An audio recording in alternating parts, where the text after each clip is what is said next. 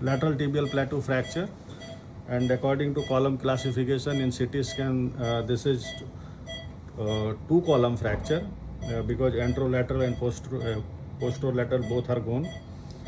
So for such fracture, this Frosch approach is the ideal approach, and I think this is the ideal indication of Frosch approach.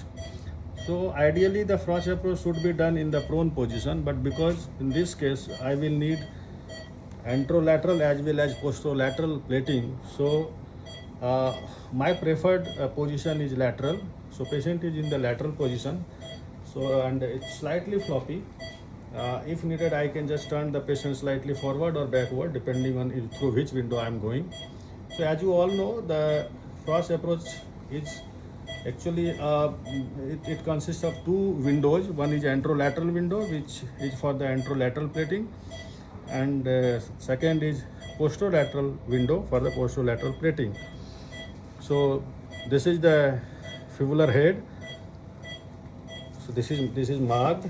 This is the fibular head, and this fibular head is very important. Okay, you should mark the fibular head. My incision will be just a straight incision through the head of the fibula. It should be straight, and then I will raise the flap anteriorly as well as posteriorly.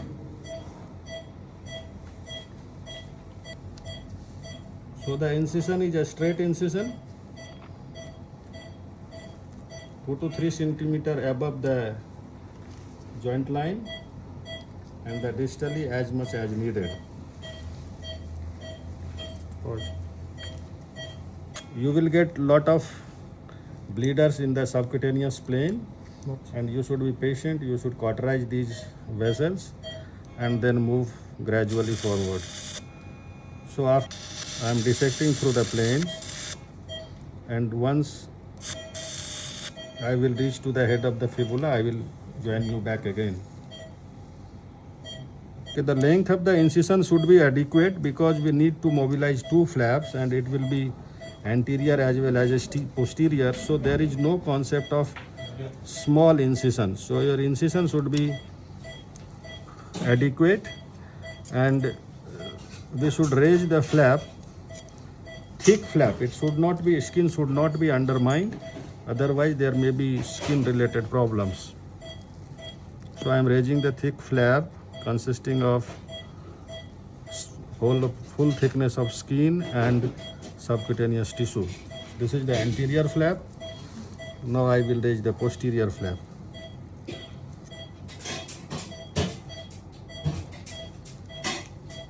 Is it visible?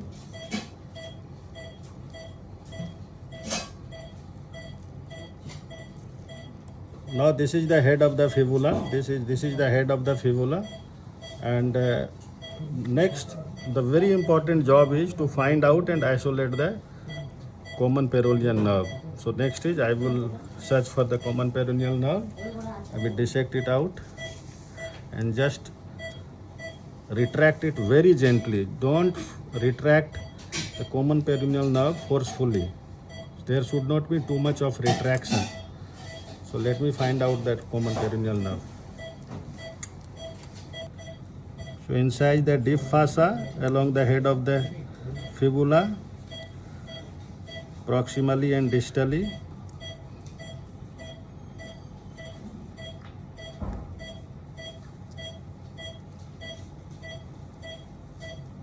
retract it gently, and your common peroneal nerve will be beneath this. So this is the common peroneal nerve. So coming from this and going to the neck of the fibula and the two branches.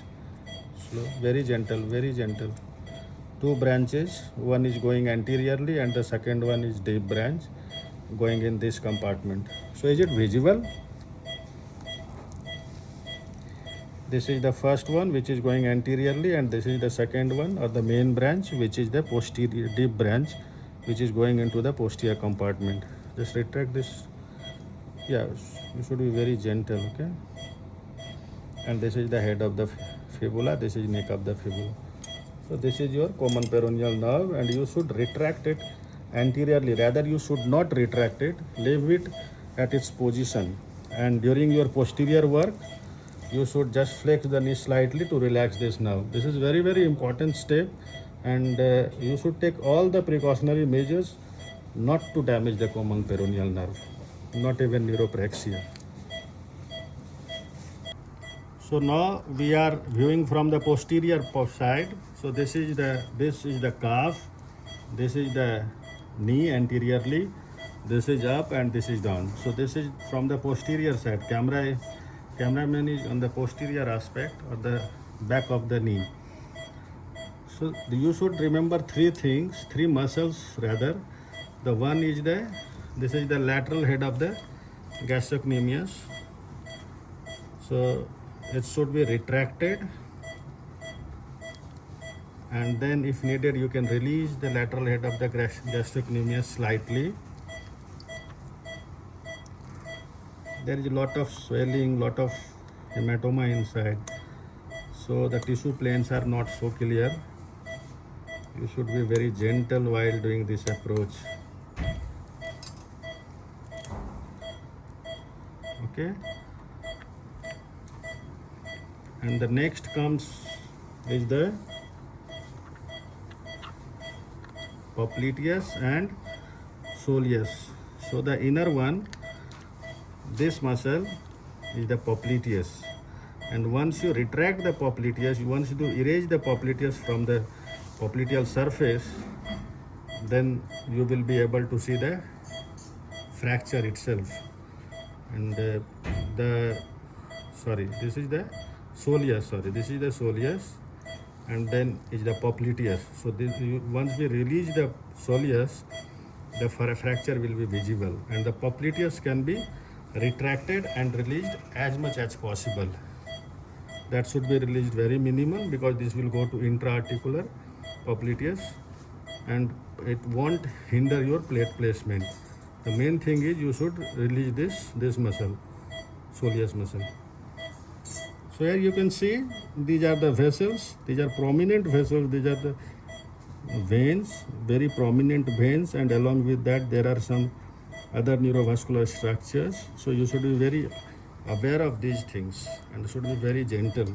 And in this case especially, because there is huge swelling, so muscle planes are not very much clear, so you should go very gently. And this is the situation which happens with every patient, because you cannot wait for more than 5 to 7 days, and in this case this is probably 5th or 6th day post injury, but still there is a lot of inflammation all around.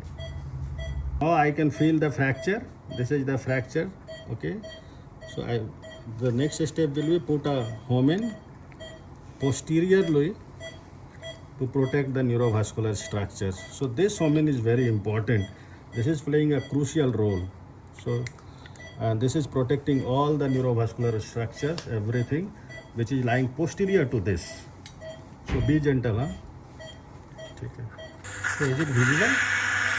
Just zoom in.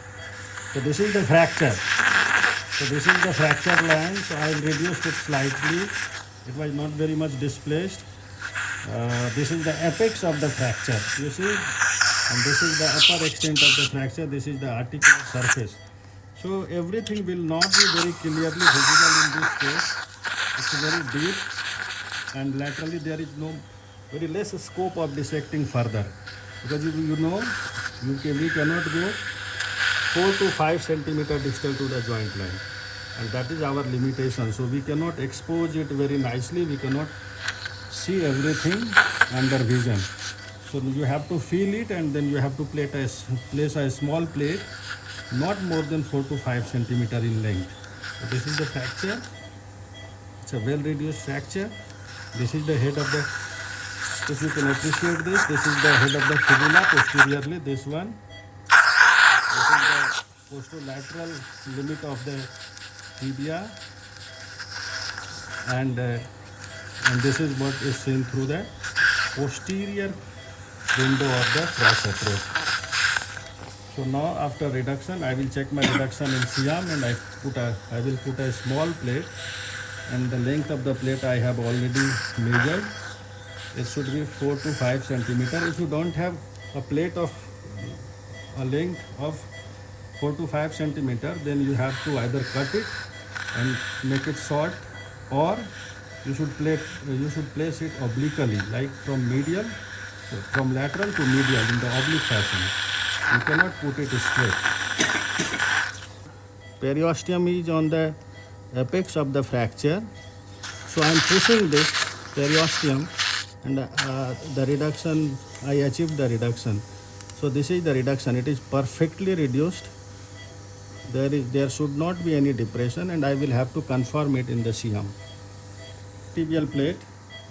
So I opted this plate. Otherwise, if you don't have a smaller length of this plate, you can use distal radius plate as well.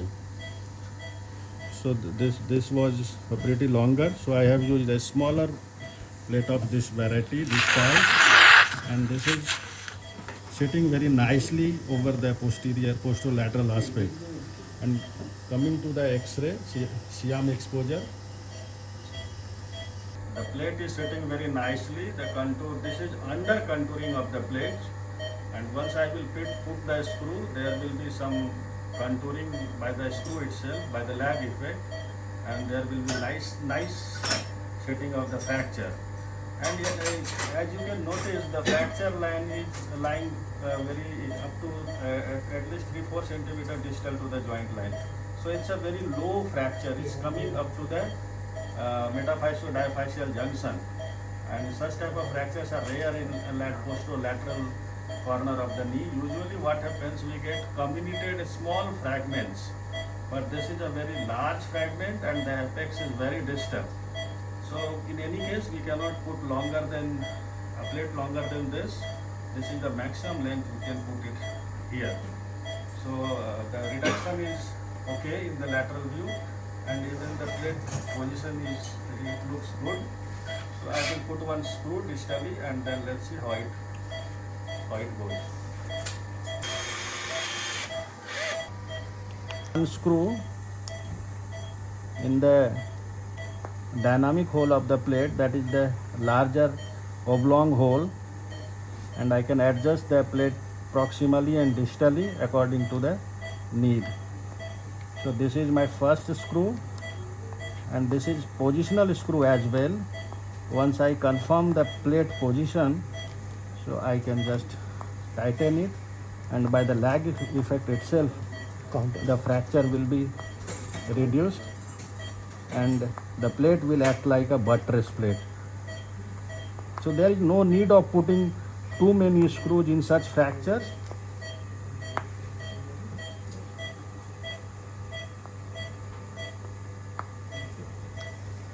So I think the plate position is good.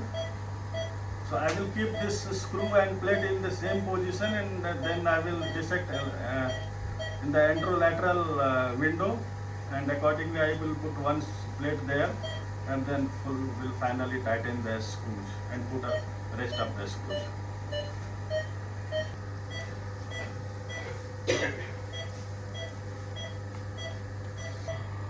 In the AP view, I need to realign the plate.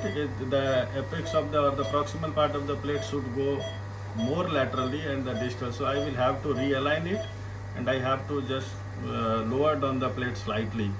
So slight realignment based on the AP picture, but otherwise the articular surface is okay. It's a congruent laterally.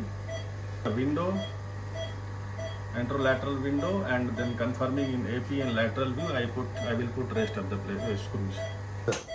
Anterolateral window,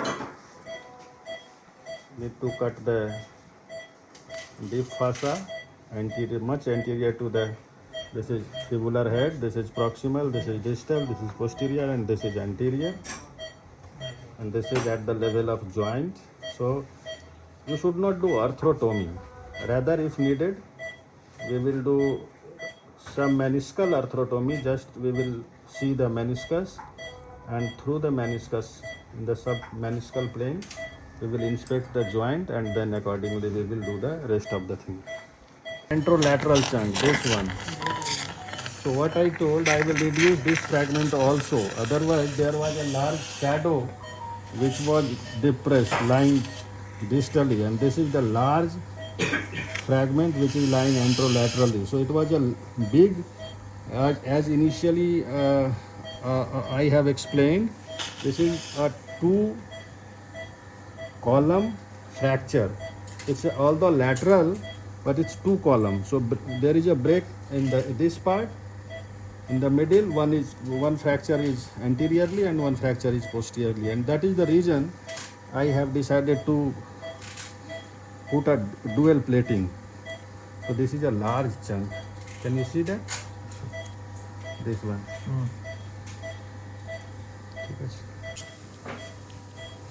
Mop down.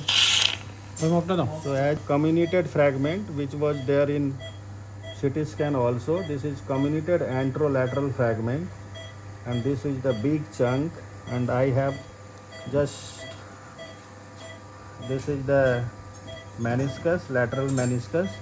It was entrapped, and through this meniscus, through the submeniscal arthrotomy, I can visualize the articular congruency. So it's difficult to show this part because this is some meniscal. I can look into the joint, I can see the meniscus. As a routine procedure, what we do in the anterolateral plating, and giving a slight traction, the things are in place, the fragments are in place. So I need to buttress this as well. This is a big chunk. So we cannot leave this fragment unattended. Okay.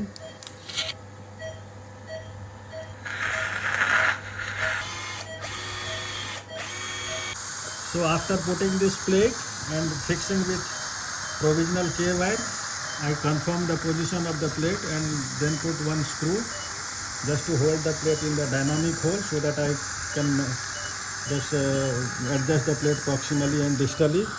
And same with this window. After putting this plate, this is buttressing this fragment. Again, by the same manner, both the plates were provisionally fixed with K-wire and one screw, and then after confirmation in the Siam, exact position and reduction, so subsequently the screws were placed. Only problem with this approach is because distal, the posteromedial fragment in this case was larger, it was extending up to 3-4 centimeters, so I had to struggle for the placement of plate and the screws.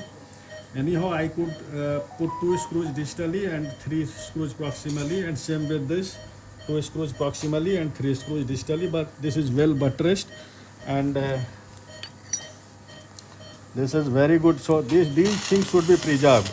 This is the lateral collateral ligament. You should preserve the lateral collateral ligament, and this articular surface congruency checked with submeniscal arthrotomy. So this is the intraoperative thing. Now come to the Siam picture.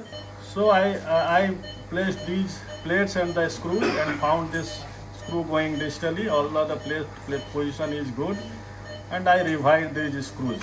So the trick is you should confirm it repeatedly in the Siam, and accordingly you should revise the screws. The ultimate goal is a good rigid fixation with a very well congruent joint surface, so that you can allow movement and weight bearing as soon as possible or immediately post-operatively. After revising the screw, next, this is the final picture. So I think this is a good alignment and good fixation. Buttressing is nice. You see, this is even buttress. The buttress is up to this, and the apex is well compressed. Articular surface is well congruent, and both the plates are holding the fragments very well. In AP, so this was the fracture line, and there was articular depression also. This is the raft screw. It's holding the the depressed fragment, so it's acting as a raft. This screw is also maybe acting as a raft. It's giving good support to the articular surface, and this is very congruent. So at the end of the day, having a good fight during fixation Exposure, you should be very cool and calm, but the fixation part is slightly, difficult and slightly, it's a, you have to revise multiple times, maybe your screw trajectory, the screw direction, plate positioning. You should confirm these things exactly what you want, and then you should put the final screws. So this is the final picture. So I hope this video should be helpful for those who are doing this, planning to do Frosch approach in the beginning, and for the experts also. So see you soon. Thank you.